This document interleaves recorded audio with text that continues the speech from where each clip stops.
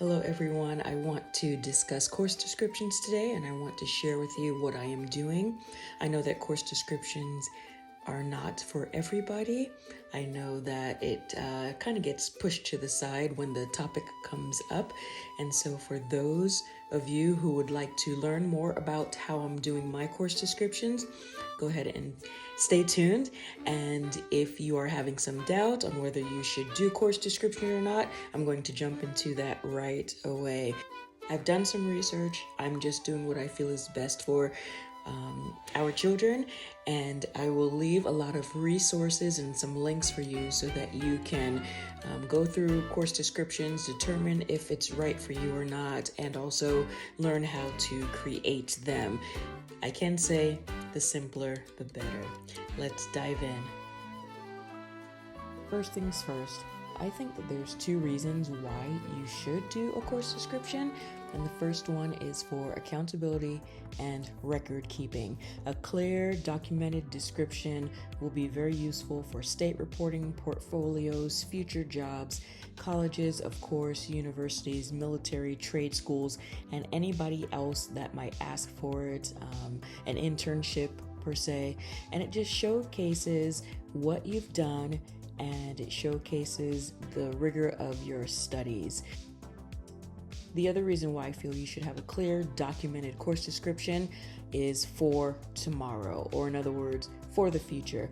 I'm that just in case kind of girl. I'd like to be safe than sorry.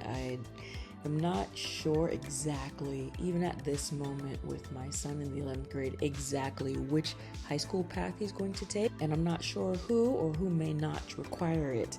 So as a just in case kind of girl, I am going to just make sure that I have it as a backup plan. And again, this is everybody's personal opinion and choice as to what they should do. And I'm just sharing what's on my heart and in my mind. If you are uncertain, one thing that you can do to determine if you truly need one is to go to the possible college of your thinking at the moment and see if they require a course description. Now, it is my understanding that if you are considering playing NCAA sports, a course description is going to be needed to some extent. And I've listed this fellow YouTuber's video that has lots of information on the specific requirements for if your child wants to play college sports. And so I would strongly suggest that you dive into Abbey from My Practically Imperfect Life's video that's listed here to learn all about what are the requirements for playing NCAA sports. Other places that might ask for it is a rigorous college or university, a high school or charter school, so forth and so on. If for any reason your child might be taking some high school classes elsewhere, and just for your own personal records, it would be good to have on file. Some tips for creating course descriptions: you should keep it simple and to the point. You can utilize online samples for different circumstances that need to be explained, and I'll dive into that in just a moment. You can also look at your local high school that are around you and see what their course descriptions are like, or their titles. And speaking of the title, make sure to use an eye-catching title, and we'll talk about that. I'll show you a sample here in just a moment. Things to include: the name of the course, the resources that you've used, from books to online sources, etc., the grading scale, how the grade was determined, if there are credits awarded, and then the actual description. All right, let's take a look at the information that I have gathered and how I put it all together. The first thing that I want to make sure that you are clear on is the introductory phrase, and I have listed those phrases in purple, so make sure to look for that. Some introductory phrase examples would be: over the course of two 15-week semesters, This weekly course will include, in this course, comma, this is an introductory high school 1-credit course, ... Let's take a deeper look. So this description is a cybersecurity course that my son took at a co-op, and the teacher gave a description, and he started it with, in this class we will briefly discuss so forth and so on. And so I am going to take this description and I am going to make it look like this. Mine I labeled as Introduction to Technology, and I listed it as 0.5. Now, why did I do that? Well, that cybersecurity class I combined with other classes. All right, so let's walk through that as to how I did that. I put, over the course of the semester, the student will study, and then I listed some of the cybersecurity classes as well as some of the online technology classes that my son took through ID Tech. I also added some things that he did on YouTube. And then at the bottom here where it's showing textbooks and that sort of thing, I added some other items. So YouTube videos from a variety of channels, a variety of computer magazines that I had him read, and then tryhackme.com. So this is a combined course description that I put together based off of this course description that was presented to me. So I kind of rewrote it and put it in my own words. Let's go to another one. Let's look at this video of where I pulled some of that information. So this is the tryhackme.com, and I went through their labs and some of the course description that they had online to see what my son learned, and I pulled from this and I included it in this course description. Let's look at the other source that I listed there, and that was from ID Tech Online. This is an online class where my son took a variety of courses.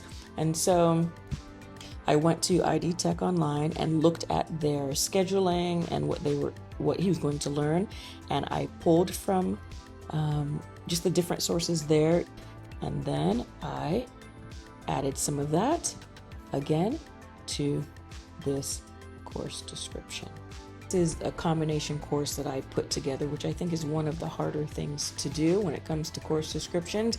If you have a little bit of this and a little bit of that you need to combine to create a class. And so I hope that this was helpful for you. We're going to look now at something that's a little bit more pre-made. This is going to be a Hslda World Geography course that my son took, and it was pretty laid out, so it wasn't as PC as the Introduction to Technology class. Let's take a look here, and right away we see that Hslda has laid out what is going to be taught. Right here it says, in this curriculum students will learn about so forth, so on, so on, so on, and so on. And so then what I did was I took that and I put it right here. In this course, the student will examine. I just changed the words up a little bit there, or changed the word up a little bit there, and then I added everything that you just saw that I found from their actual website. And here is that course description. So we have the title, the course credit, the course overview, in purple, the introductory phrase that pulls you in, the grades, and then the textbooks that are listed. At the bottom, I don't have all of the textbooks listed here because there are many. There are many. And so I'm going to put that textbook list on a separate piece of paper, not in this condensed course description. This course description is laid out, plain Jane. So all I need to do is take from this course description all of the little nuggets and then just place it where it falls. So from that course description, I came up with this. I know this is not the best view, and I'll put it on another screen here in just a moment. I just wanted you to see the condensed version of what the online description, this is from the Well-Trained Mind Academy online, their course description for Algebra 1. And I wanted you to see how I condensed it to make it simple and to the point. I'm going to share with you something that may not have a course description out there in the online world or in the books that you are using. In this case, it's Bible. So I made this very simple.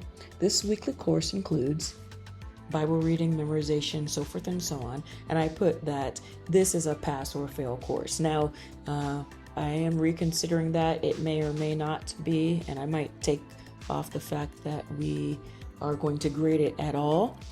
But I wanted to show you a sample.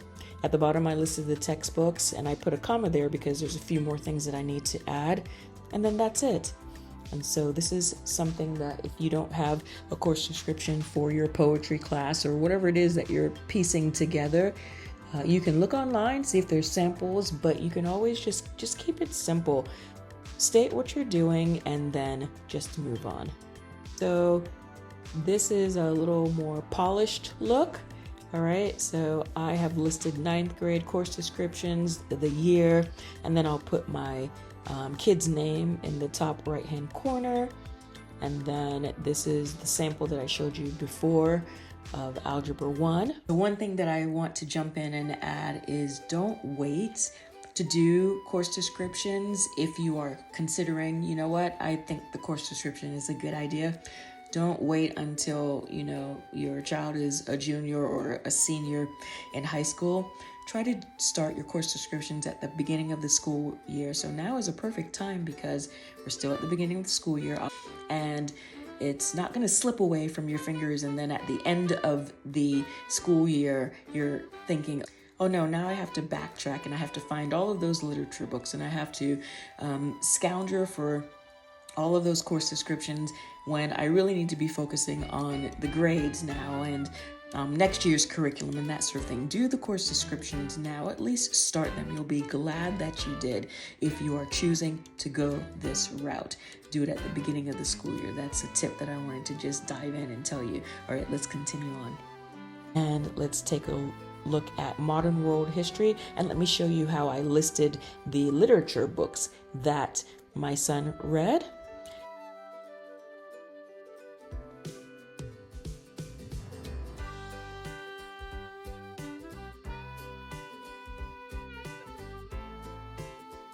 If you have any questions or thoughts or comments, please comment below and ask so that I can help you. And thank you for tuning in. I hope that this was helpful to you.